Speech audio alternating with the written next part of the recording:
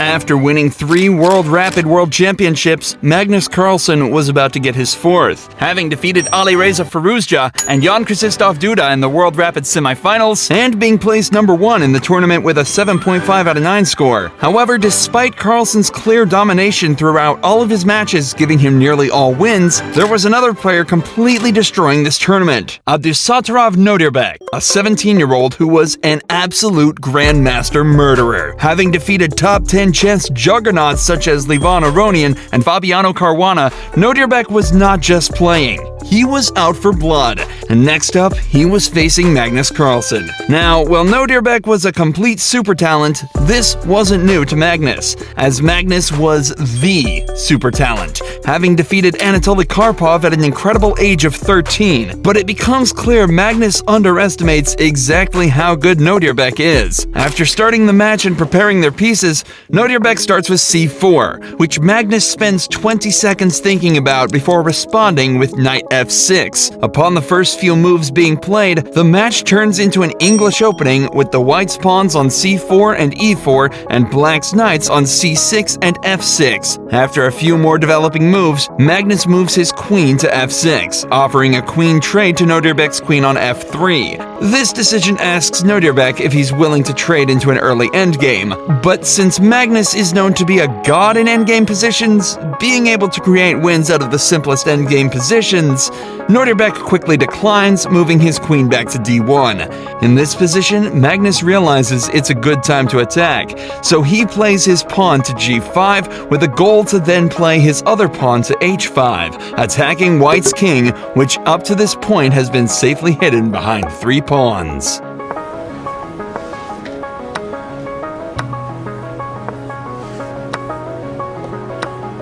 Magnus offers another queen trade on g4, looking again to trade into an endgame. It is also at this moment Magnus picks up a piece and starts fidgeting with it, usually a sign that he is calculating more complicated lines at this stage of the game.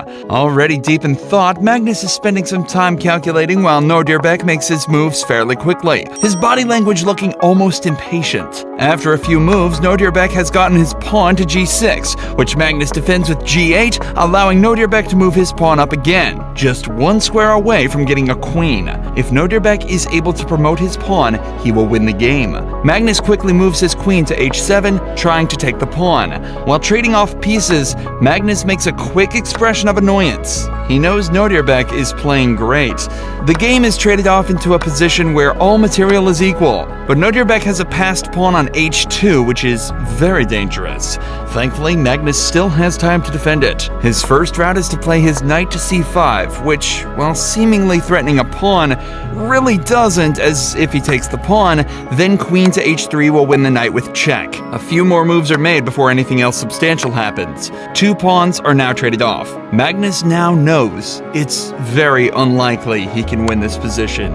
As Nodirbek has a passed pawn and there aren't many pieces left on the board, Magnus needs to make sure Nodirbek's pawn cannot promote or he will be in a losing position. Magnus plays knight g5, forking white's queen and king, forcing a bishop and knight trade. This will make it easier for Magnus to stop Nodirbek's pawn as his bishop won't be there to help out. Nodirbek checks Magnus as it's fun checking the world champion. Magnus doesn't seem too happy about this though, but regardless of both players, this game is still completely drawn, with both players playing pretty much the best possible moves from this position. This would not last, however, as you'll see in a few moves. After checking Magnus's king, Nodirbek plays h7, threatening to promote his pawn to a queen. Magnus could not let this happen, and with little time on the clock, played queen e5, which, while it defends the promoting square, is a mistake, but only if Nodirbek spots the move queen to d1. He misses it. The game is now equal again.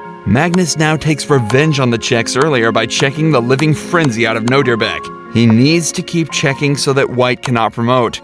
After all checks, everything seems to be fine for Magnus. It finally seems like the game will trade off and end in a hard-earned draw. But at this moment, Magnus plays the worst possible move. He moves his pawn up 1 square, which allows Nodirbek to play a devastating move, queen to d2, which forces Magnus to play the only move that doesn't result in a check. What Magnus overlooked, however, was that it did result in a check, just the square which his queen covered. Magnus resigned instantly. Nodirbek had forced a queen trade, which after trading off would allow his pawn to promote to a brand new queen, wrecking Magnus's chances of winning the 2021 World Rapid, giving the crown to a new champion, the 17-year-old super talent, Abdusattorov Nodirbek.